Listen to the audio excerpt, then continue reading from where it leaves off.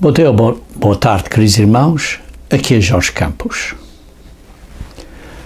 Deus nos dá um potencial humano incrível. O potencial de nós é de virmos a ser filhos e filhas de Deus, no reino de Deus, glorificados. Queridos irmãos, para Deus nos dar tão grande responsabilidade, Ele teve que nos criar como seres com livre arbítrio, para que possamos aprender dos nossos próprios erros.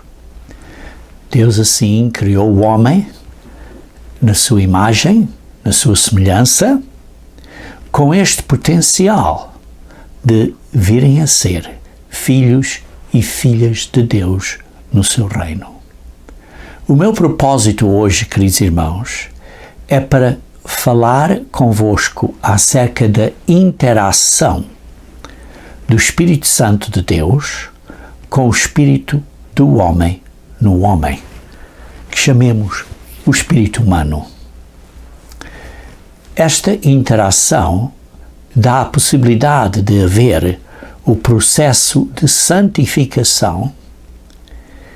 E por isso eu vou falar hoje acerca de como o Espírito de Deus trabalha com a mente humana.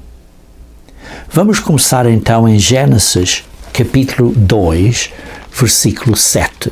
Gênesis capítulo 2, versículo 7. Então formou o Senhor Deus ao homem do pó da terra e lhe soprou nas narinas o fôlego da vida. Esta palavra, o fôlego, vem da palavra neshama, em hebraico 05397, que às vezes é traduzida como espírito. Vejam, por exemplo, em Provérbios capítulo 20, Provérbios capítulo 20, versículo 27. Provérbios 20, versículo 27.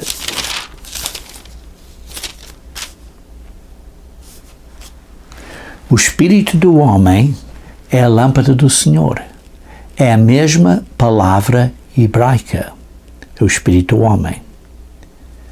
Este fôlego da vida, que representa, está claro, esta capacidade de Deus que nos dá a vida física, que dá a possibilidade de respirarmos fisicamente, a possibilidade do coração e de ter a vida e passar o sangue através do corpo humano. Isto é parte do fôlego da vida, do ponto físico. Mas o fôlego da vida também tem um ponto espiritual. E esse é o espírito do homem no homem. Para entendermos um bocadinho melhor, vou dar uma metáfora ou uma analogia, digamos assim, de que a eletricidade, por exemplo, é como se fosse o sangue a trabalhar no coração e a fluir através do nosso corpo humano para nos dar a vida, porque a vida está no sangue. Mas, por outro lado, esta vida precisa também da capacidade de pensar, e por isso temos o cérebro. Mas o cérebro por si próprio, não fisicamente, precisa de algo adicional para que o cérebro consiga pensar como o homem pensa. Porque animais têm cérebros também. Por exemplo, a girafa, os leões, os tigres, os macacos têm um cérebro. Mas a capacidade de função deste cérebro humano, que tecnicamente, como um cérebro é muito semelhante, mas a capacidade do cérebro humano é muito mais alta. Por quê? Porque o cérebro humano tem o espírito do homem que faz com que o cérebro humano consiga trabalhar ao nível da mente humana. Isso é a diferença entre o cérebro e a mente, porque o cérebro é meramente, digamos assim, o cérebro físico, mas a mente é a combinação do cérebro com algo espiritual que a Bíblia refere-se ao espírito do homem no homem.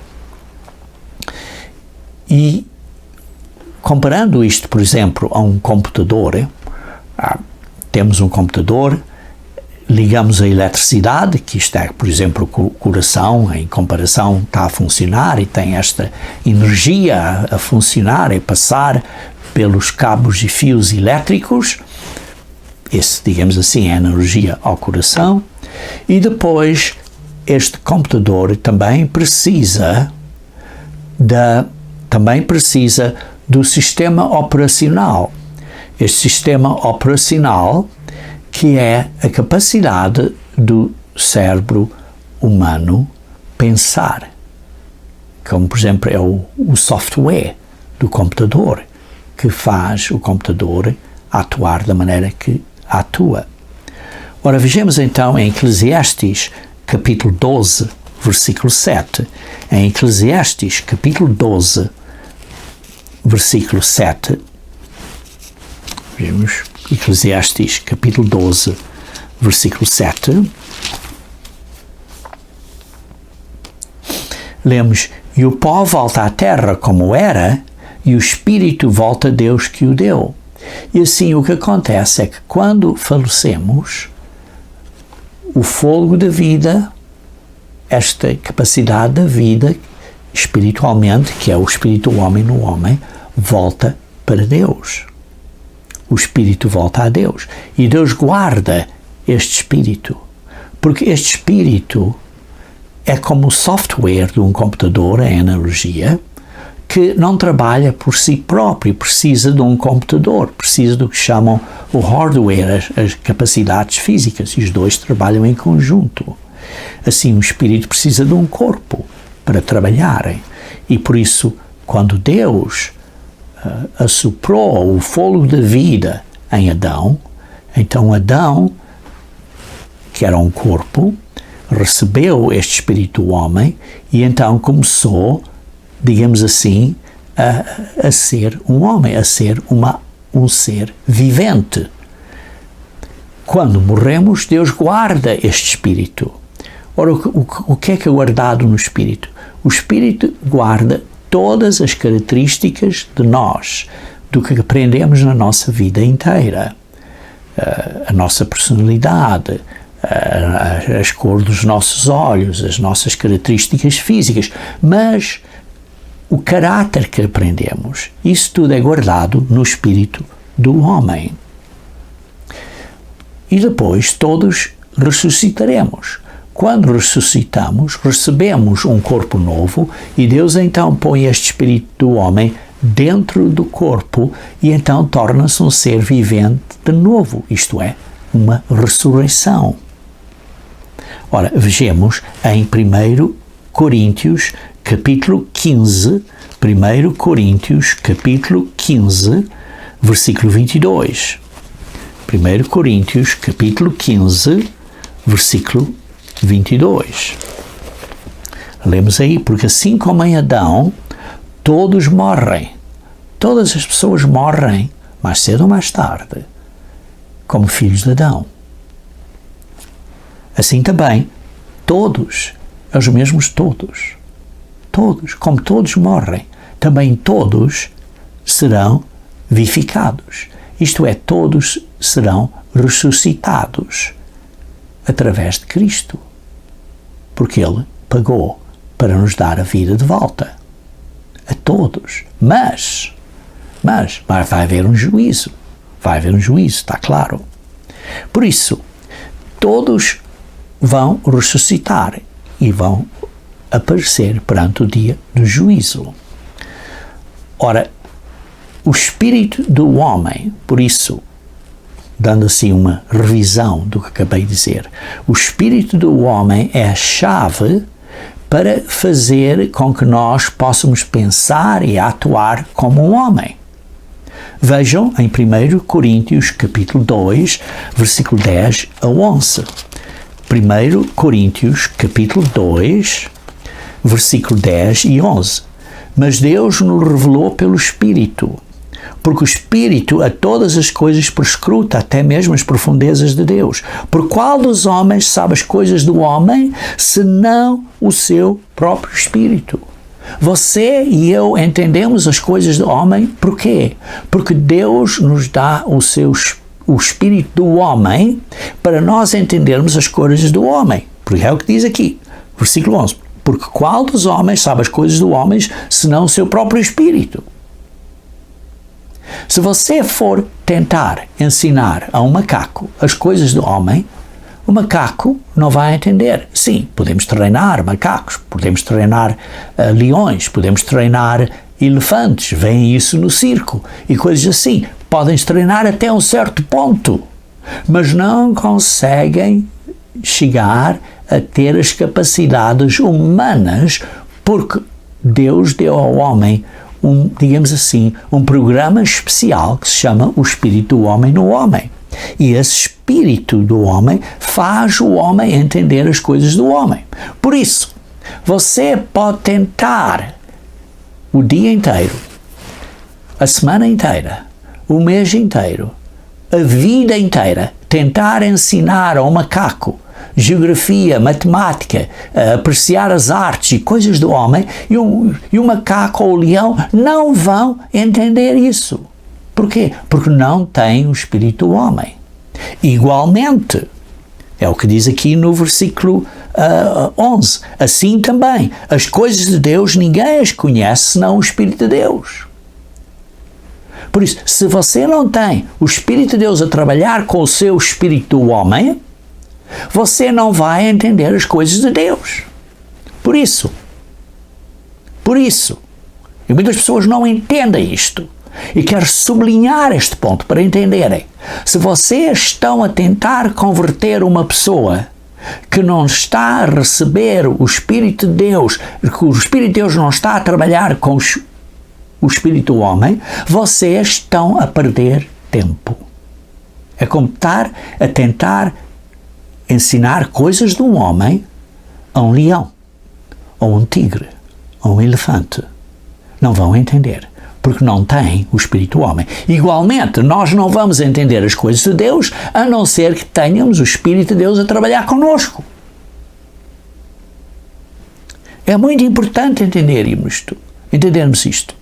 E por isso muitas pessoas tentam convencer outros acerca da verdade de Deus, mas não entendem. Porquê? Porque para entendermos a verdade de Deus, precisamos que o Espírito de Deus esteja a trabalhar conosco. É crítico. E por isso, repetindo, o Espírito do homem muda o cérebro humano para ser uma mente humana. Igualmente, o Espírito de Deus muda a mente humana para aceitar, para entender, para compreender as coisas de Deus.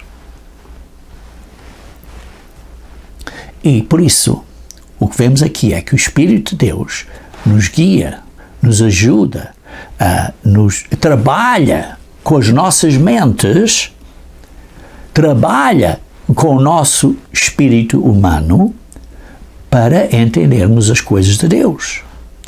E assim esta cegueira é removida, esta dureza do coração é removida. Como? Porque Deus nos dá o seu Espírito para trabalhar com o Espírito do homem. E, igualmente, quanto mais nós obedecemos a Deus, mais Ele nos dá o seu Espírito do homem, de Deus. Quanto mais obedecemos a Deus, Ele nos dá o Espírito de Deus. E por isso, temos que estar a obedecer a Deus. Temos que estar a obedecer a Deus. Atos 5:32. Ora, então, o espírito do homem, o que é que faz? Dá-nos a capacidade de termos, digamos assim, uma antena para apanharmos frequências ou ondas no ar, ondas espirituais. Dá-nos, digamos assim, orelhas espirituais para ouvirmos coisas espirituais, para entendermos, começarmos a sentir coisas espirituais. Por exemplo, vejam em Efésios capítulo 2, versículo 2.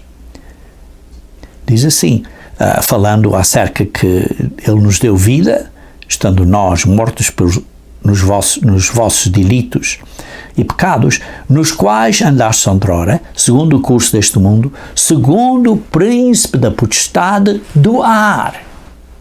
Aqui vemos que Satanás é o príncipe destes poderes do ar, destas frequências espirituais que estão à nossa volta, destas vibrações que estão à nossa volta, e as pessoas apanham. E por isso é que vemos às vezes certas atitudes sendo muito comuns, por exemplo, numa certa área ou numa certa região.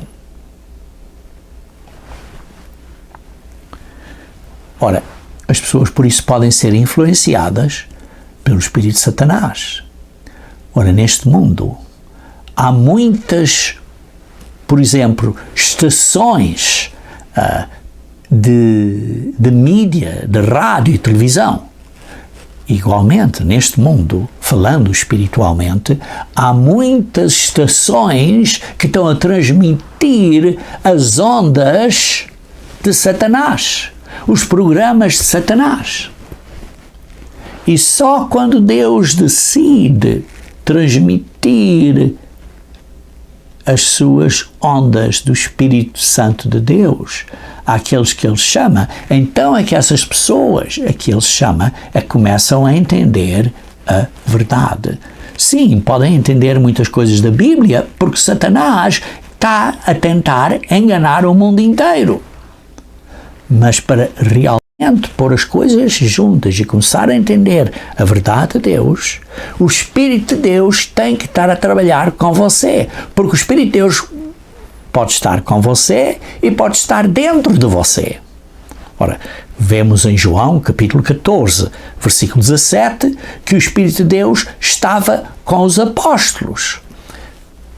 E isto foi na noite em que Jesus Cristo foi traído, depois do lava-pés, como lemos isso, o lava-pés em João capítulo 13, e em João capítulo 14, pouco depois disso, quando Jesus Cristo estava a dar um ensino aos apóstolos, vemos então em João capítulo 14, começando no versículo 17, diz assim: o Espírito da verdade, que o mundo não pode receber, porque não o vê nem o conhece, vós o conheceis, porque Ele habita convosco. O Espírito de Deus precisa de estar habitando conosco. E isso é antes de sermos batizados, antes de recebermos o Espírito Santo, como foi neste caso, foi antes do dia de Pentecostes, quando eles receberam o Espírito Santo. E por isso, o Espírito de Deus habita conosco mesmo antes de sermos batizados.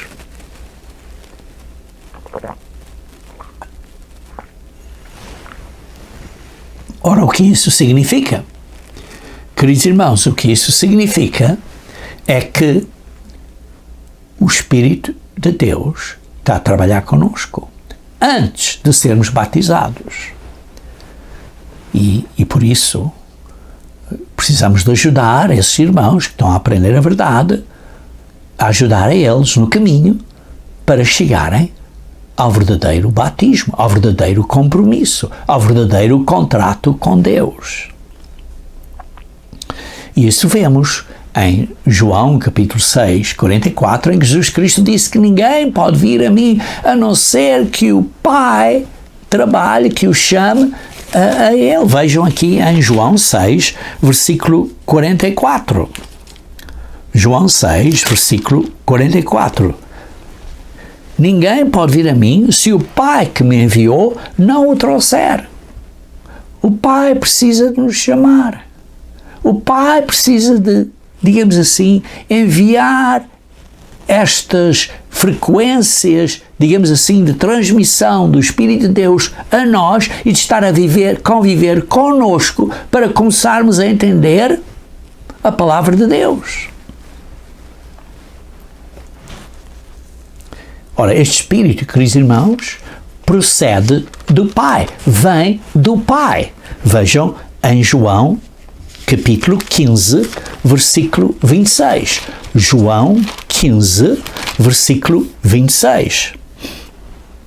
Quando, porém, vier o Consolador, que eu vos enviarei da parte do Pai, isto, eu, Jesus Cristo, vos enviarei da parte do Pai. O Espírito de Deus vem do Pai e é enviado a nós por Jesus Cristo.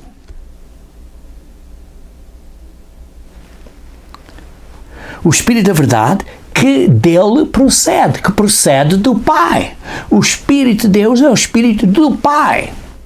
Sim, é o Espírito do Filho também, porque só há um Espírito. Sim, só há um Espírito. O Espírito do Pai é o Espírito do Filho.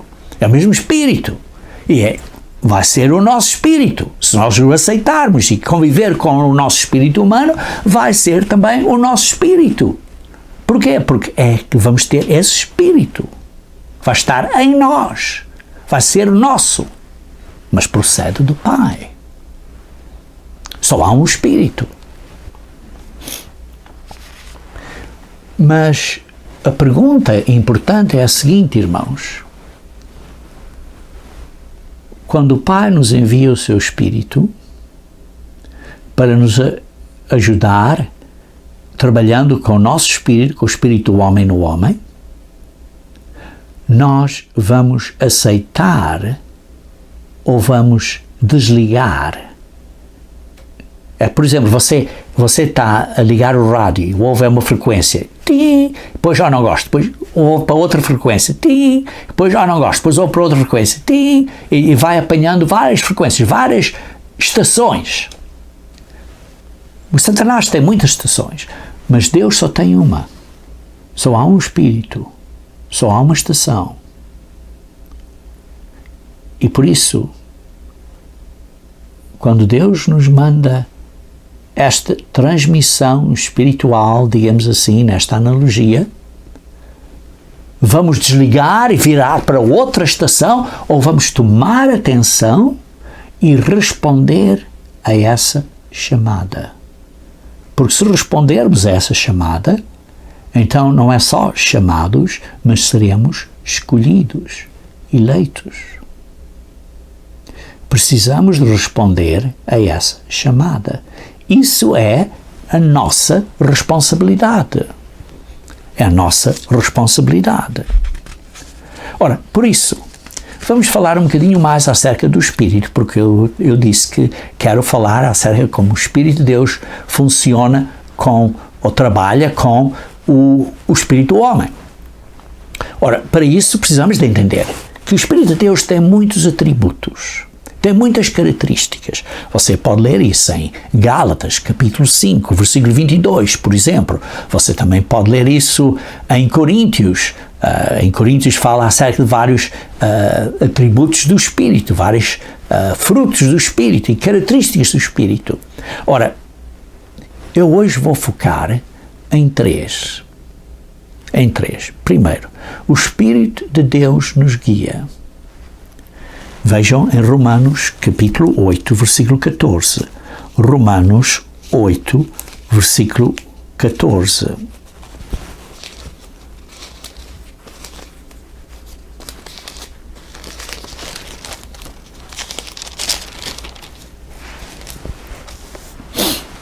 Pois todos os que são guiados pelo Espírito de Deus são filhos de Deus.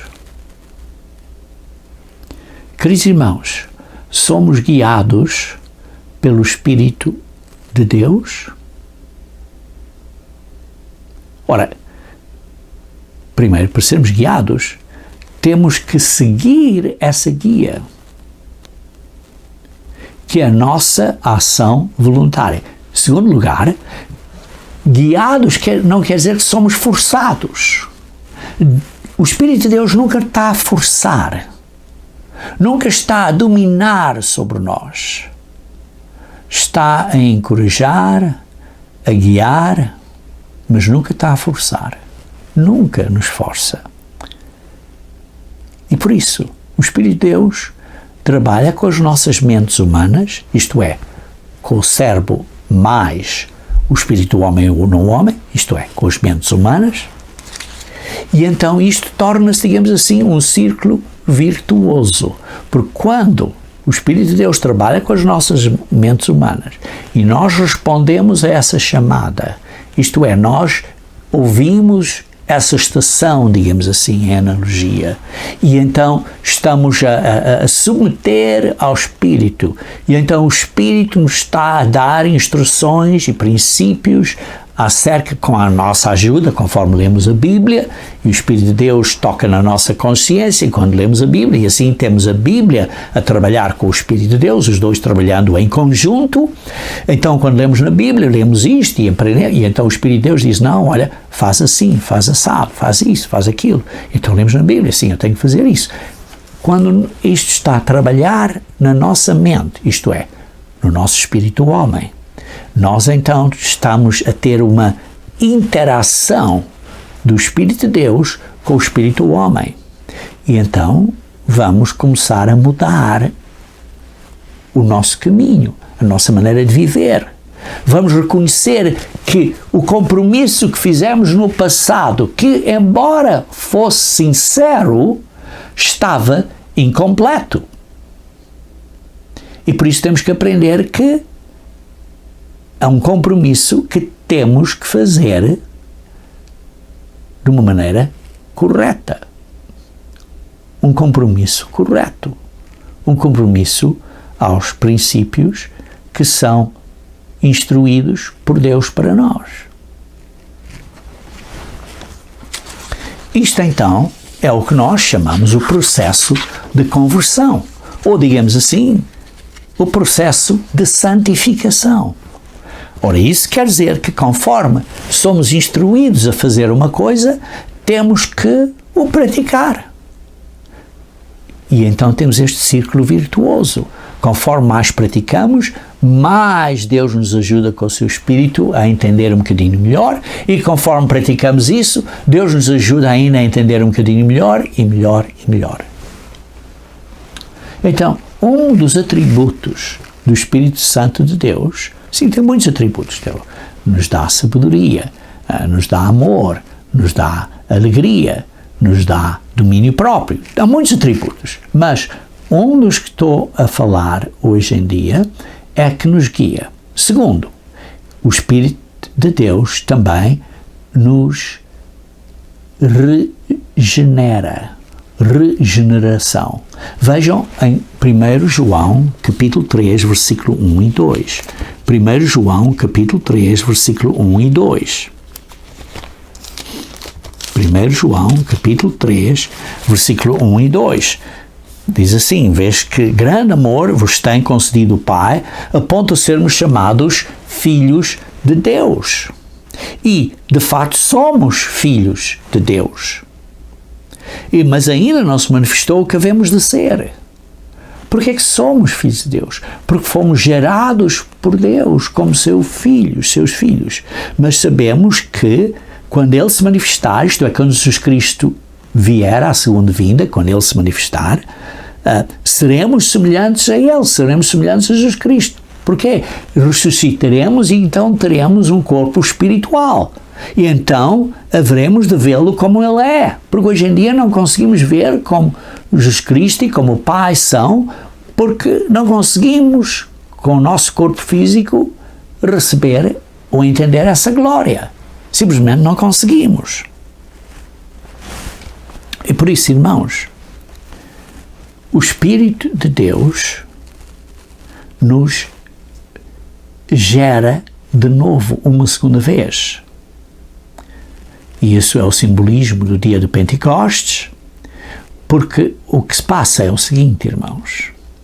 O Espírito do homem no homem é como se fosse parte do óvulo.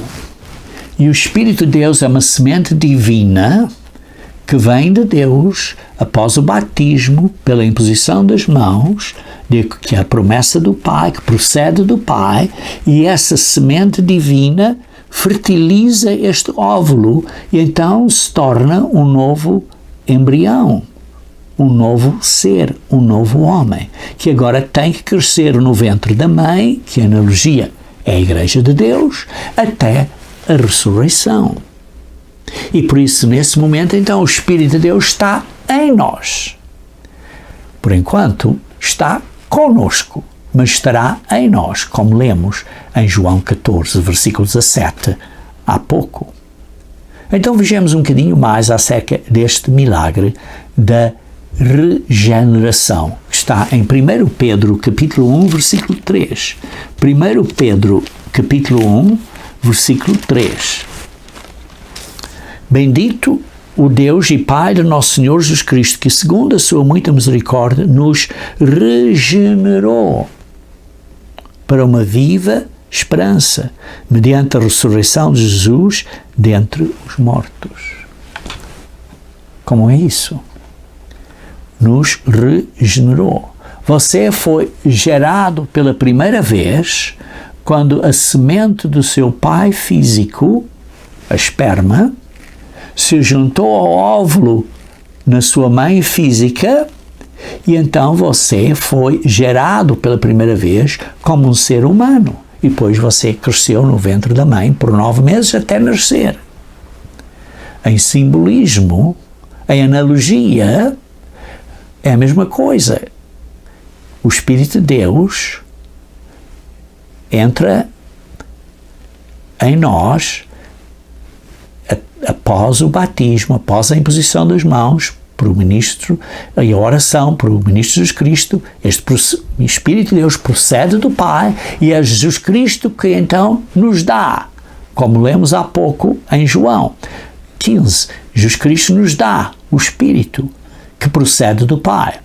E então somos regenerados, porque a primeira generação foi física, mas esta segunda regeneração é espiritual.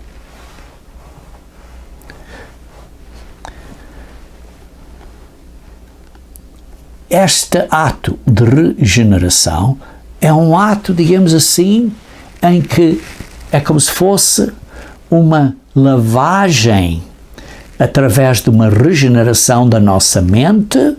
Ora, a mente, uma vez mais, é o espírito do homem a trabalhar no nosso cérebro.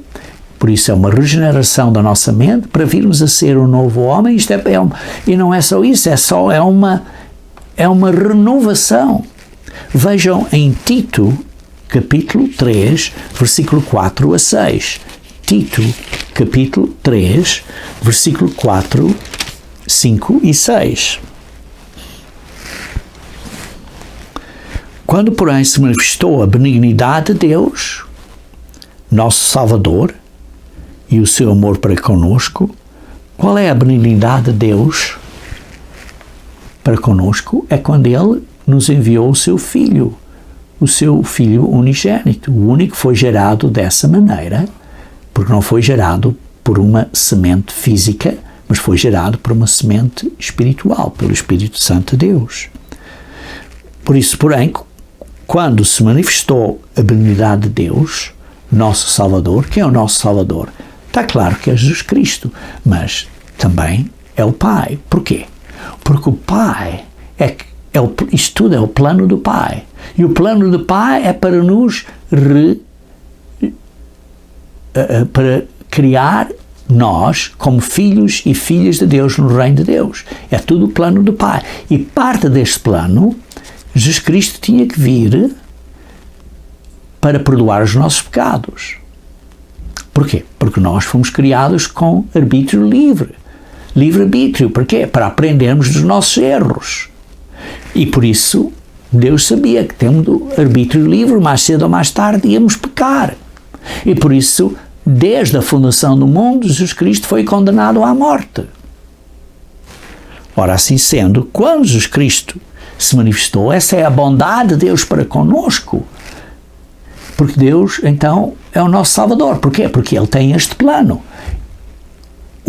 a pessoa que está a executar o plano com a sua própria vida é Jesus Cristo. Mas quem pensou e planejou e está a controlar que este plano continue é o Pai. Por isso o Pai é o nosso Salvador. Mas aquele que deu a sua vida por nós foi Jesus Cristo. Por isso o Pai é o nosso Salvador através de Jesus Cristo. Pai é o Criador através de Jesus Cristo, porque tudo foi criado por Jesus Cristo. Mas o Pai criou tudo através de Jesus Cristo. E por isso, continuando a ler, quando se manifestou a benignidade de Deus, nosso Salvador, isto do Pai, e o seu amor para com todos nós, o seu amor Ele nos deu o seu próprio Filho, não por obras de justiça praticadas por nós, não é porque eu sou muito boa pessoa e fiz muitas coisas boas, não fiz nada bom, mas segundo a sua misericórdia. Ele nos salvou mediante o lavar regenerador e renovador do Espírito Santo. Porque o Espírito Santo nos regenera e nos trabalha connosco neste processo de renovação, isto é, de santificação, de conversão, de mudarmos a nossa mente. E por isso, o Espírito de Deus, como eu mencionei, primeiro nos guia, segundo, nos regenera e terceiro, nos renova, isto é, nos santifica. Vejam, por exemplo, em 2 Tessalonicenses, capítulo 2. 2 Tessalonicenses, capítulo 2, versículo 13 a 14. Entretanto, devemos sempre dar graças a Deus por vós, irmãos amados pelo Senhor, porque Deus vos escolheu desde o princípio para a salvação. Como? Pela santificação do Espírito e fé na verdade. Nós vamos ser salvos porquê? Porque temos que ser diferentes, temos que ser renovados, temos que ser um novo homem. Isto é o processo de renovação, de conversão, de santificação do Espírito. Por isso, o processo de santificação é simbolizado pelo período entre o dia de Pentecostes e o dia das trombetas. Durante as trombetas, o período das trombetas, que simboliza, está claro, o tempo do fim, o tempo do dia do Senhor, aquele último ano da grande tribulação, mas também as trombetas simboliza a ressurreição. Entretanto, a nossa responsabilidade, irmãos, é responder à chamada e é vencer as fraquezas da carne, estarmos a ser renovados, a mudar a nossa maneira de ver e de pensar e de atuar. Então, o que se passa, se isso está a acontecer convosco e consigo e conosco e comigo, então o Espírito de Deus está a trabalhar com o espírito do homem no homem. Isto é, o espírito humano. E então estamos a ser transformados, estamos a ficar renovados, estamos a ficar uma nova criação. 2 Coríntios, capítulo 5. 2 Coríntios, capítulo 5. 2 Coríntios, capítulo 5.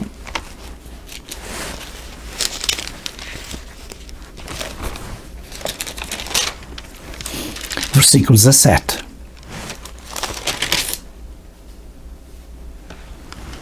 E assim, se alguém está em Cristo, é nova criatura.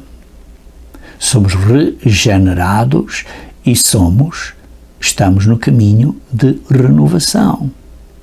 As coisas antigas já passaram, as que se fizeram novas. Precisamos de pôr de fora o velho eu e começar a andar no caminho do novo eu. Isto é importante entendermos isto, irmãos. É importante entendermos isto. Vejam em Romanos capítulo 12, versículo 2. Romanos capítulo 12, versículo 2.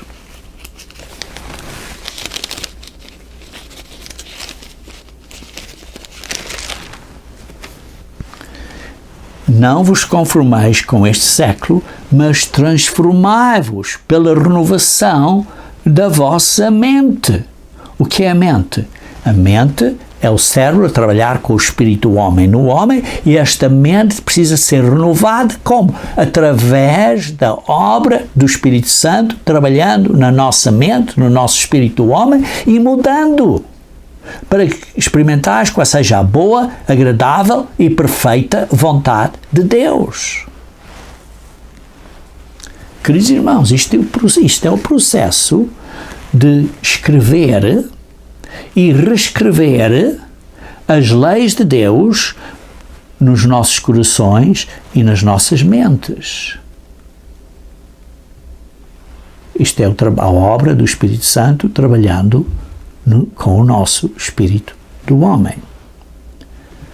O Espírito Santo, assim, trabalhando com a palavra de Deus, porque lemos, estudamos a palavra, e então os dois trabalham em conjunto, e o Espírito Santo toca nas nossas mentes, toca na nossa consciência, e dizemos, olha, eu preciso de mudar. Vejam 1 Pedro, capítulo 1, versículo 2. 1 Pedro, capítulo 1, versículo 2.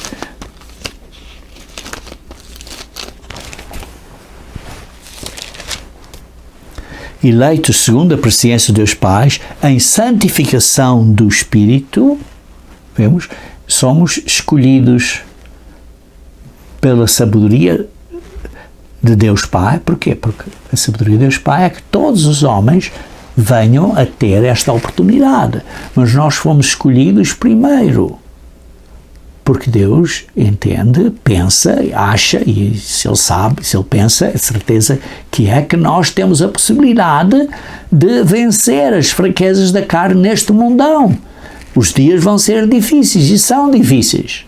Mas Deus sabe que nós podemos vencer. E por isso é que nos está a chamar agora.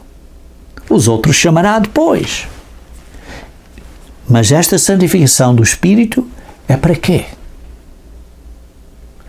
Para a obediência.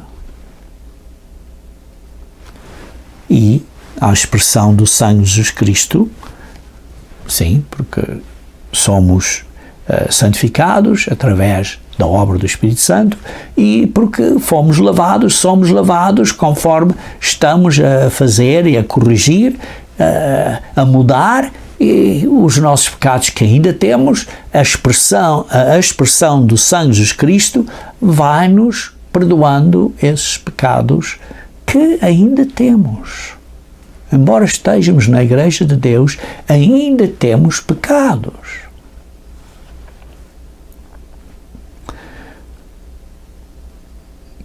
Irmãos, por isso sabemos que precisamos ser instruídos na justiça.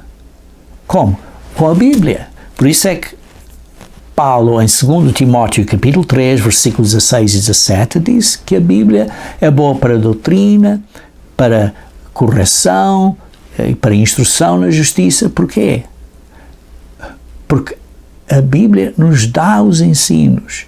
Nós, com a ajuda do Espírito Santo, vemos o que precisamos mudar, e depois isso, trabalhando na nossa mente, transforma a nossa mente para sermos um novo eu. Ora, queridos irmãos, isto é simples? Não. Não é simples. Mas está claro, esta transformação requer testes, requer dificuldades, requer provação. E todos nós temos que passar por este período de provação, de testes, de vencer as nossas fraquezas. Temos que passar por isto. Por isso, irmãos, nem sempre, mesmo como membros na Igreja de Deus, nem sempre temos feito as coisas corretas. Nós temos pecado ou temos ofendido outras pessoas. Sim, sem intenção, mas ofendemos. Ou às vezes somos super sensibilizados e então estamos a ser facilmente ofendidos. estamos a ser facilmente a tropeçar.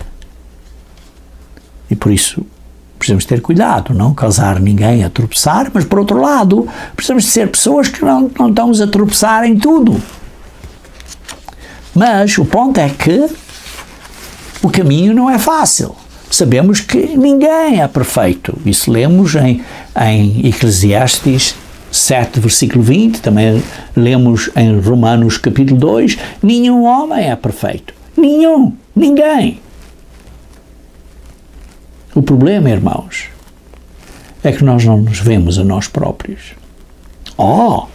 Vemos os erros na outra pessoa. Olha ele, olha ela. Porque é que ele disse isto? Porque é que ela disse aquilo? Ou porque é que ele faz isto? Ou ele faz aquilo? Ele não está a ser um bom cristão. Devia de ser. E então, às vezes, tornamo-nos duros. Queridos irmãos, a nossa responsabilidade não é de examinar os nossos irmãos. A nossa responsabilidade é de examinar a nós próprios. 1 Coríntios, capítulo 11, versículo 28. Examinem-se a vós próprios. Porquê? Porque mesmo na igreja somos pecadores, temos pecado. Vejam, por exemplo, 1 João, capítulo 1. 1 João, capítulo 1. Vejamos o versículo 8. Está a falar aqui, irmãos, na igreja, dizendo, se dissermos que não temos pecado nenhum, a nós mesmos nos enganamos e a verdade não está em nós. Veja no versículo 10. Se dissermos que não temos pecado, ou se dissermos que não temos cometido pecado, fazemos Deus mentiroso. E a palavra de Deus, a sua palavra, não está em nós. Por isso, todos pecamos. Então, temos que confessar a Deus e nos arrepender. Por isso temos que nos examinar a nós próprios. Não está a dizer para examinar o próximo. Examinar a mim mesmo e a você mesmo.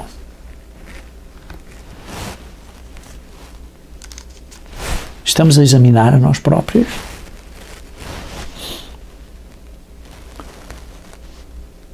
Ora, como eu disse, às vezes somos muito duros. Mas precisamos de ser misericordiosos. Precisamos ser pessoas que ajudam o próximo com amor e que perdoam. Porque diz, se não perdoarmos, como é que podemos ser perdoados? Isso é parte, digamos assim, do Pai Nosso. Perdoa os nossos pecados como nós perdoamos ao próximo. Queridos irmãos, o problema é que existe uma guerra. Porquê? Porque a nossa mente quer fazer as coisas do pecado. Ou a nossa carne, digamos assim, quer fazer as coisas do pecado. Mas a nossa mente, com o Espírito de Deus, temos outra lei. A lei de Deus. E há esta guerra entre as coisas da carne e as coisas de Deus. E isso é exatamente o que Paulo descreve em Romanos capítulo 7. Romanos capítulo 7. Vê-se esta luta. O próprio apóstolo Paulo lutou. E todos nós lutamos. Se você diz que não está a lutar, você está a mentir. É o que lemos há pouco em 1 João capítulo 1. Todos lutamos. E por isso aqui ao fim do capítulo 7 de Romanos, diz que a lei de Deus é espiritual, a lei de Deus é boa. Mas eu sou carnal. Vemos isso no versículo 14. Mas depois diz no versículo 18, em mim, na minha carne, não habita bem nenhum. Na minha carne não habita bem nenhum. Estamos a ver isso realmente? Quantos mais anos eu estou na igreja, mais eu entendo que na minha carne não habita bem nenhum. E graças a Deus, Ele nos perdoa. E Ele me perdoa e perdoa você também. Mas você tem que reconhecer que na sua carne não habita bem nenhum. Em vez de estar a criticar o irmão, esteja a examinar-se a você próprio. Pois o querer o bem está em mim, mas porém o efetuá-lo é outra história. Versículo 19, porque não faço o bem que prefiro, mas o mal que não quero, esse faço. 20, mas se eu faço o que não quero, já não sou eu quem o faz, e sim o pecado que habita em mim. É esta guerra que existe em mim, em nós. E depois ele diz no versículo 22, porque no tocante ao homem interior, tenho prazer na lei de Deus. Eu quero obedecer à lei de Deus, aos 10 mandamentos e outras leis, como a lei dos dias santos, a lei das carnes limpas e imundas e outros princípios que Deus nos dá para o seu bem. Versículo 23, mas vejo nos meus membros, na minha carne, na minha capacidade física, outra lei, que, guerreando contra a lei da minha mente. Porquê? Porque na minha mente eu tenho o Espírito de Deus a trabalhar com o Espírito do homem. E por isso na mente tenho a intenção deste novo caminho, deste novo homem renovado. E por isso existe esta guerra que me faz prisioneiro da lei do pecado que está nos meus membros. Versículo 24, diz Paulo, desaventurado o homem que eu sou, quem me livrará do corpo desta morte? Graças a Deus, por Jesus Cristo, nosso Senhor, de maneira que eu, de mim mesmo, com a mente, sou escravo da lei de Deus. Com a minha mente, com o meu espírito homem, trabalhando com o Espírito de Deus, eu quero servir a lei de Deus. Mas segundo o pecado, como lemos em 1 João capítulo 1, versículo 8 e 10, ainda existe estas fraquezas da carne. Capítulo 8, versículo 1. Agora, pois, já nenhuma condenação há para os que estão em Cristo Jesus. Porquê? Porque Jesus Cristo nos está a ajudar a vencer isto e nos vai livrar com um corpo novo. Com um corpo novo. Através do processo de santificação. Veja em Romanos capítulo 8, versículo 8, que lemos há pouco, diz assim, portanto, os que estão na carne não podem agradar a Deus. Vós, porém, não estáis na carne, mas no Espírito, se de facto o Espírito de Deus habita em vós. E se alguém não tem o Espírito de Cristo, que é o Espírito de Deus, porque só há um Espírito, o Espírito de Deus é o Espírito de Cristo, se não temos esse Espírito, esse tal não é de Deus, não é cristão. Temos que ter o Espírito de Deus, que é o Espírito de Cristo. Só há um Espírito. Se, porém, o Espírito de Deus está em nós, o Espírito do Pai, o Espírito do Filho está em nós, o que acontece? Então o Pai e o Filho estão a viver em nós. Veja em João capítulo 14, versículo 23. João capítulo 14, versículo 23. João 14, versículo 23. Respondeu Jesus, se alguém me ama, guardará a minha palavra e o meu Pai o amará. e viremos, isto é, eu e o meu Pai, para Ele e faremos nele morada. Como é que o Pai e o Filho podem vir e viver em nós? Através do seu Espírito, que é o quê? Digamos assim, é o DNA espiritual do Pai, que é a essência do Pai, que também é a essência do Filho, que é esta característica espiritual deles, que é, digamos, isto, a mentalidade, a maneira deles, o sentimento deles, a maneira deles verem as coisas que estão em nós. E por isso eles estão em nós espiritualmente. Não literalmente, não temos outras pessoas dentro de nós, mas espiritualmente eles estão a viver em nós. Então nós somos o templo do Espírito de Deus, porque Deus está em nós. A glória de Shekinah está em nós, como estava no templo antigo. Por isso, irmãos, quando nós tropeçamos e pecamos, precisamos nos arrepender e precisamos de pedir a Deus por misericórdia. Mas você primeiro tem que ser misericordioso para com os outros para receber a misericórdia de Deus. Se você é duro e não perdoa os outros, como é que pode receber a misericórdia de Deus?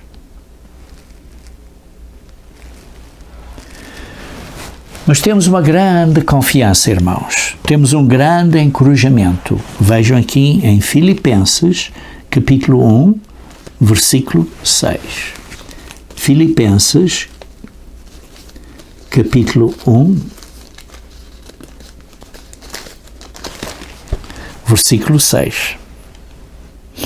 Estou plenamente certo de que aquele que começou boa obra em vós há de completá-la até ao dia de Cristo Jesus.